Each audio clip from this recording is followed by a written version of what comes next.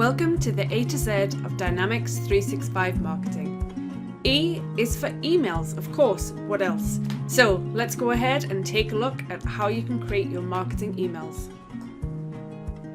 Okay, so let's jump into marketing emails. So here we can see we're in the marketing app and we've got the marketing email section. We can see all of our marketing emails and they have a status. They're likely either in draft or they're live.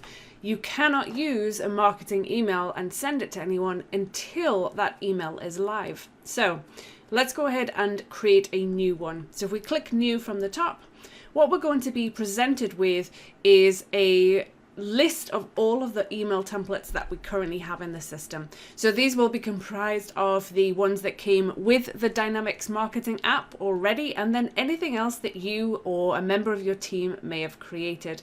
So we can scroll through and we can see a small preview here. Then what we can do is if we scroll back up and let's say that we select one of them, which one? Let's pick this one. And if we click on it one time, just to select it, we can see a bigger preview here. We can see more information about it. We can also change and we can look at things in a list or in a grid if we want to look at things slightly differently. Once we are done, we can go ahead and click select. If you skip it, you're basically going to start from scratch from a blank email. So we have selected our template. First thing that I'm going to do is I'm going to go ahead and give it a name. Now I'm in the latest version of the marketing app, which to me is a lot better because previously you had to select from the header and actually go ahead and put in a name. So this way it's a little bit more obvious. I need to put a name. So I'm going to go ahead and say event notification is the name of my email, and that's my internal name. So it's not what's going to be displayed to the recipients that will receive this email. It's where is this, who is going to see this from an internal perspective and what the name of the email is. I'm going to go ahead and click here where we can add a subject. So from here, I can start to make this a little bit more personalized rather than just sending something out with static text. I can go ahead and put in the person's first name. So if I click here for personalization, I can then go ahead and say I want to use dynamic content that gets changed based on who's actually receiving this. So I want to select the contact entity. And I don't want to do anything for records that are related to the contact. I actually want to select a field directly from the contact. So I pick that first option and then I can go ahead and type first and select name, and then we'll insert it. So now what we're going to do is say contact first name. So Jane, John, Bob, whoever it might be. Check out our upcoming event. We can also then go ahead and put something in the pre-header. Now, if you look at your emails and you see a list of everything in the sort of the list either in Gmail or Outlook, whatever it might be, then depending on what email client you're using, you're sometimes going to see some text that gets displayed when you're looking at it in the list, but when you actually open the email, it's not there. And that's the pre-header that somebody has used. So in this and also in the subject, I can use emojis. So I can see our event will be great. Don't miss out. So I can put in that information. I can also go ahead and I can change the send settings. So I am typically, for the most part, going to always use that contact address, email address 1. So that's the main one that would be displayed on the contact record. And then I can say, well, who's this going to come from? So I want it to come from hello@meganvwalker.com, and the name, let's make it official, Megan V. Walker. I can also use a different reply to email address.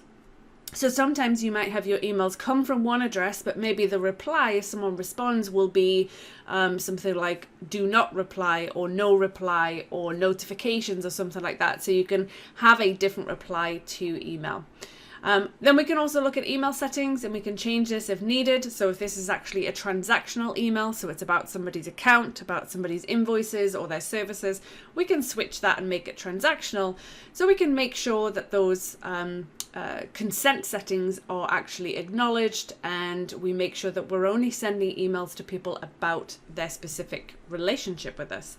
All right, so what I can also do is I can completely edit the template, or I can just go ahead and kind of add to it. So the first thing I might do is I want to remove this image, and in the letter C for this A to Z of Dynamics marketing, I looked at content blocks. So I can go ahead and I can add in a content block. So let's see, we'll go ahead and put this here. And for this one, I'm going to go ahead and put in the company logo.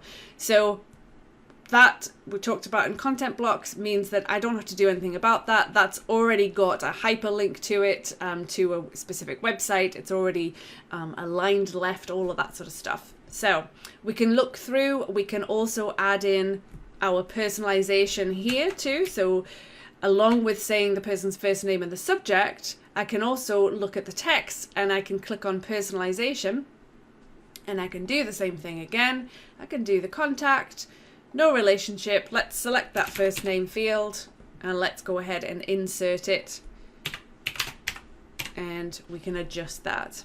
Now, we might also want to have text that is using fields from the any related records to the contact.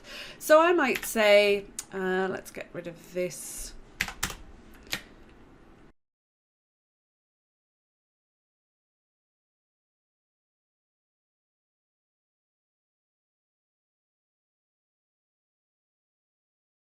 So let's say we want to put in the name of the account that this contact is linked to. So I'm going to have my cursor where I want to put that personalization. I'm going to click back on personalization. And this time, yes, I'm starting from the contact, but I actually want to have the relationship between the contact and the account that they work for. So depending on how your system is set up, you might have different types of relationships. I'm going to go ahead and do from the company name field on the contact to the account record. So now what I can do is I can pick the account name. So that is what's going to display instead of this right here. Now you've got to be careful because obviously that's only going to show something if this contact that I'm sending it to is linked to an account. So we need to make sure that we've got our data all set up and we've got everything linked the way in which we want it to, and we don't have any surprises. So then what I can also do is I can then add in additional elements over here from the right hand side. So I'm going to go ahead and let's add in a button, and I can say, let's say that that's going to actually be the link that it's going to go to, whatever that might be. And the text on the button, I'm going to say click here to register. There we go. I can change the style of it. I can change the color of the button. I can change the border. I can change the radius, all of that sort of stuff. So we can make rounded corners instead. And we can do a solid. So we can do all kinds of things with that. So there's a lot that you can do in terms of like adding all of your different elements to this. And then as you've added your element, you'll find that the ability to style that element in slightly different ways, you're going to be able to look through and then adjust as necessary. And then what we can do is once we're finished making our changes, we can go ahead and we can preview this, and we can also do a test. So as I'm previewing it, I can see that it says first name, don't miss out. That's because by default, it's going to preview it as a contact record that's been added into your system called first name, last name. I'm going to go ahead and I'm actually going to say, well, let's preview it as Jane Doe instead. See Jane, don't miss out. And we can also see that it's pulled in the name of the account that she works for. So I know that it's working. I know that it's pulling that correct information. A couple of other things that I can do is if you are comfortable and you know HTML, or at least know what you're looking for when you review the HTML of the email, you can dig into that and you can make changes.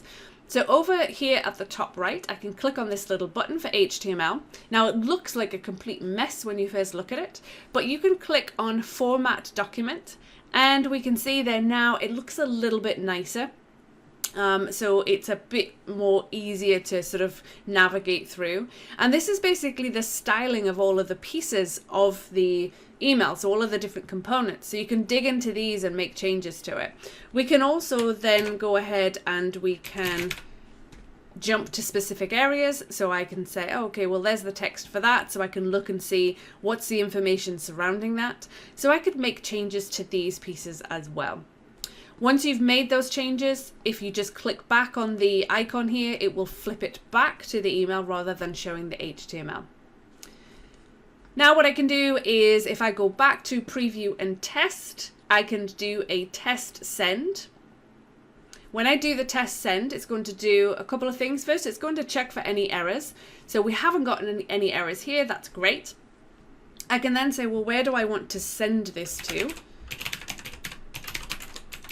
So I can say I want to send it to this email address, and I can also pick and change that test contact as well, so that when it comes through, it'll actually pull the data from it. It's not going to send it to that person. It's only going to send to the email we have here, but it will send it as if it was going to that person.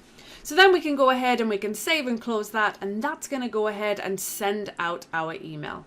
So now if we wait a couple of minutes, we can go into our email account where we've got access to it, and we can see there that it shows the person's first name. So Jane, check out our upcoming event. And then this is that preview text that I was referring to.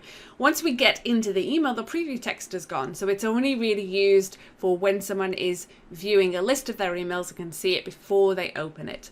So there we have our first name, we have the name of the account, and then we can review our email and make sure that it is come through formatted in the way in which we've expected it. Once we're ready and we want to go ahead and send it, we can go ahead and make this live. So I can click on go live. Again, it's going to check for any errors. It's then going to take this email and put it into a live status. So if I go back to my marketing emails, we can see there it's currently going live. And if we refresh in a minute, then it should show that it's actually a live email. So there we have it. Now we'd be able to use that email in our customer journeys and actually send it out as part of that process. Hi, I'm Megan Walker. Thanks for watching. I hope you enjoyed the video and that you learned something from it. If you don't want to miss out on any other content, you can go ahead and click on my face below to subscribe. And if you want to watch the next video, you can do that by clicking over here and go ahead and get started. Thanks again.